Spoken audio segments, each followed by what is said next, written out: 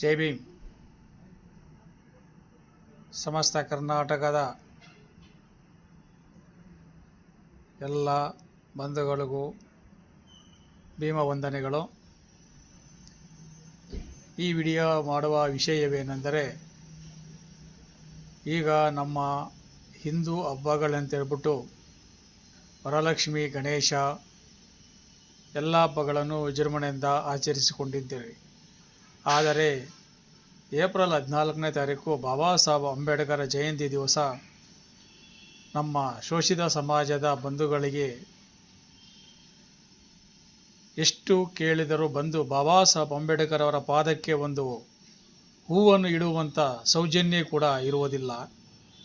ಆದರೆ ಈ ಹಿಂದೂ ಹಬ್ಬಗಳನ್ನು ನಾವು ವಿಜೃಂಭಣೆಯಿಂದ ಆಚರಿಸುತ್ತಿದ್ದಾರೆ. ಆದರೆ ಈ ದಿನ ಯುವಕರು, ಯುವತಿಯರು ಹಾಗೂ ವೃದ್ಧರು ಎಲ್ಲರೂ, ಸಮಸ್ತ ಶೋಷಿತ ವರ್ಗದ ಜನಗಳು ಈ ದಿನ ಸಮಾಜದಲ್ಲಿ ಧೈರ್ಯವಾಗಿ ನಾವು ಸಮಾಜದಲ್ಲಿ ಒಂದು ಘನತೆಯನ್ನು ಗಳಿಸಿದ್ದೀರೆಂದರೆ ಅದಕ್ಕೆ ನಮ್ಮ ಡಾಕ್ಟರ್ ಭೀಮರಾವ್ ಅಂಬೇಡ್ಕರ್ ಸಾಹೇಬರೇ ನಮಗೆ ಕೊಟ್ಟಂಥ ಸಂವಿಧಾನ.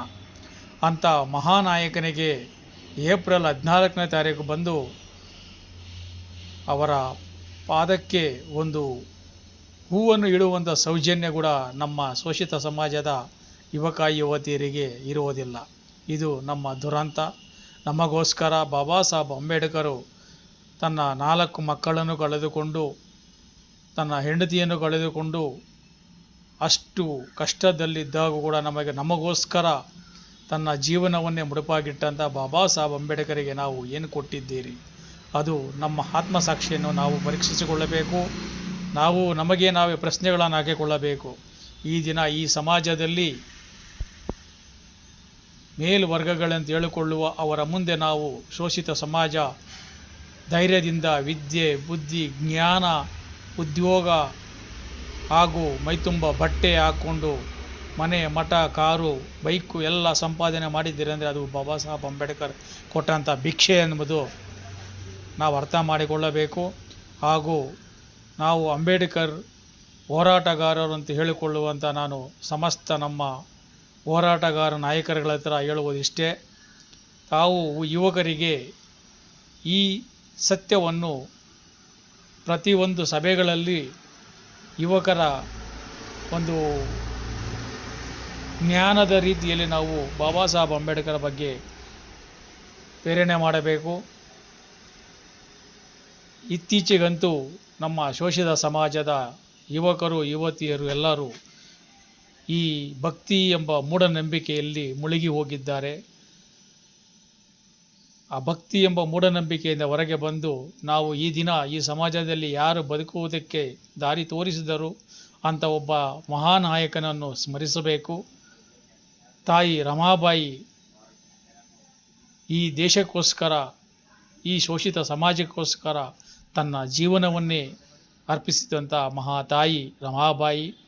ಹಾಗೂ ಈ ದೇಶದ ಹೆಣ್ಣು ಮಕ್ಕಳಿಗೆ ವಿದ್ಯೆ ಬರಬೇಕಾದರೆ ಸಾವಿತ್ರಿಬಾಯಿ ಫುಲೆ ತಾಯಿ ಮಕ್ಕಳೇ ಬೇಡ ಅಂತೇಳಿ ತನ್ನ ಗರ್ಭವನ್ನು ತೆಗೆಸಿಕೊಂಡಂಥ ಮಹಾತಾಯಿ. ಈ ಶೋಷಿತ ಸಮಾಜಕ್ಕೆ ಮೊಟ್ಟ ಮೊದಲ ವಿದ್ಯಾಭ್ಯಾಸ ಕಲಿಸಿಕೊಟ್ಟಂಥ ಮಹಾತ್ಮ ಜ್ಯೋತಿಬಾ ಫುಲೆಯವರು ಈ ದೇಶಕ್ಕೆ ಕೊಟ್ಟಂಥ ಕೊಡುಗೆಗಳನ್ನು ನಾವು ಅರ್ಥ ಮಾಡಿಸಬೇಕು. ನಮ್ಮ ಜನಕ್ಕೆ ಈ ಮೂಢನಂಬಿಕೆ ಭಕ್ತಿಗಳಿಂದ ಹೊರಗೆ ಬಂದು ನಾವು ಸಮಾಜದಲ್ಲಿ ಹೇಗೆ ಬದುಕಬೇಕು ಅನ್ನುವುದನ್ನು ನಮ್ಮ ಹೋರಾಟಗಾರರು ಯುವಜನಕ್ಕೆ ಸುದ್ದಿಯನ್ನು ಮುಟ್ಟಿಸಬೇಕು. ಇಲ್ಲದಿದ್ದರೆ ಮುಂದಿನ ದಿನಗಳಲ್ಲಿ ನಾವು ಇನ್ನೂ 100 ವರ್ಷಗಳ ಹಿಂದೆ ಹೋಗಿ ಗುಲಾಮರಾಗಿ ಬದುಕಬೇಕಾಗುತ್ತದೆ. ಬಾಬಾ ಸಾಹೇಬ್ ಅಂಬೇಡ್ಕರ್ನನ್ನು ನಾವು ಎಷ್ಟು ಅರ್ಥ ಮಾಡಿಕೊಂಡರೂ ಕಮ್ಮಿನೇ ಹೊರತು ನಾವು ಅವರು ಕೊಟ್ಟಂಥ ಗ್ರಂಥಗಳನ್ನು ನಾವು ಪ್ರತಿದಿನ ಸ್ಫಟಿಸಬೇಕು. ಇದು ಸಮಸ್ತ ದೇಶದ, ರಾಜ್ಯದ, ಗ್ರಾಮದ ಎಲ್ಲ ನನ್ನ ಭೀಮ ಬಂಧುಗಳಿಗೆ ನನ್ನದೊಂದು ಕಿವಿ ಮಾತು. ನಾನು ಮಾತನಾಡಿರುವ ಮಾತಲ್ಲಿ ಏನಾದರೂ ತಪ್ಪಿದ್ದರೆ ತಾವು ತಿದ್ದಿಕೊಳ್ಳಲು ಅವಕಾಶ ಕೊಡಬೇಕು. ಹಾಗೂ ಈ ವಿಡಿಯೋವನ್ನು ನೋಡಿದವರು ಇನ್ನೊಬ್ಬರಿಗೆ ಶೇರ್ ಮಾಡಿ. ಲೈಕ್ ಮಾಡಿ. ದಯವಿಟ್ಟು ಈ ವಿಡಿಯೋದಲ್ಲಿ ನಾನು ಮಾತನಾಡುವ ಮಾತುಗಳಲ್ಲಿ ಯಾರಿಗಾದರೂ ನೋವಾದರೆ ದಯವಿಟ್ಟು ನಮಗೆ ತಿದ್ದಿಕೊಳ್ಳಲು ಅವಕಾಶವನ್ನು ಕೊಡಿ. ಜೈ ಭೀಮ್, ಜೈ ಬುದ್ಧಾಯ, ಜೈ ಬಸವಣ್ಣ, ಜೈ ಜೈ ಭೀಮ್.